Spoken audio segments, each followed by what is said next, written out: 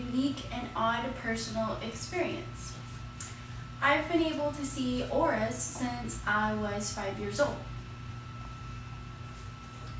It started one day when I was sitting in church with my family, and I would just look up and see colors around people's heads.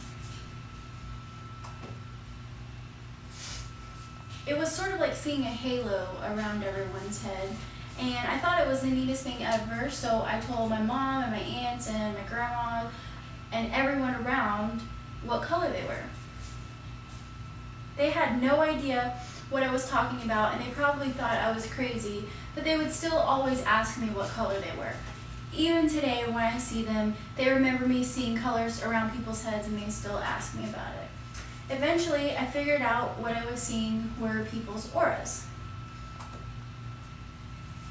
For those of you that have never heard of an aura is a field of subtle, luminous radiation supposedly surrounding a person or object, kind of like the halo you would see in religious art, that some people are claimed to be capable of observing by means of a third eye. Over time, I came up with my own definition, and when I explain it to people, I tell them what an aura is. It's just kind of like physically seeing your energy. And everyone's energy and personality has a color to it. That is what I think an aura is. According to a book I found called Life Colors by Pamela Osley, only people with a certain color aura can actually see auras. Mine just happens to be purple.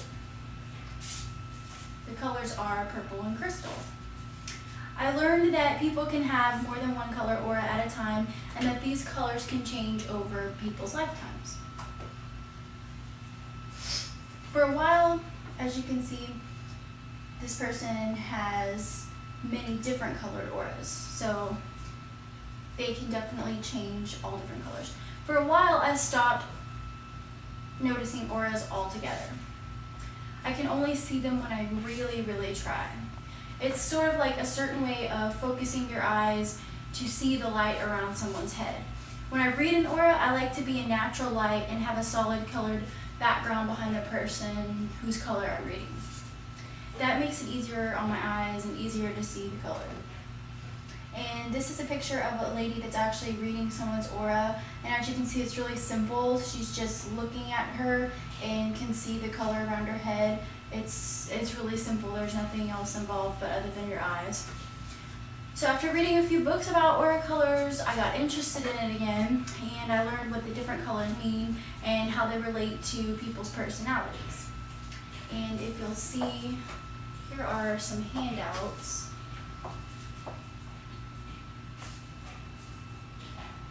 And if you look at your handouts, you can see what some of the different colors mean. Now, of course, these are just simple descriptions of some of the colors. There are very, very in-depth descriptions if you look at a book about auras, or you can go online and there are actually a lot more resources out there. So seeing auras has become fun because you can learn about people that you've never even met before, just because when I see the color, I know what kind of personality they have. It's kind of like reading someone's horoscope, only you're looking at words. You're looking at a color, you're not reading words.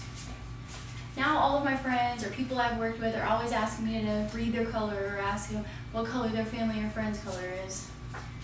There are some people that can actually take photographs of auras and see them, but I have personally never done that before. I'm not too familiar with it. I just know that there is such a thing called aura photography, and this is actually a picture of some of it. You can see it captures the light around these people's heads.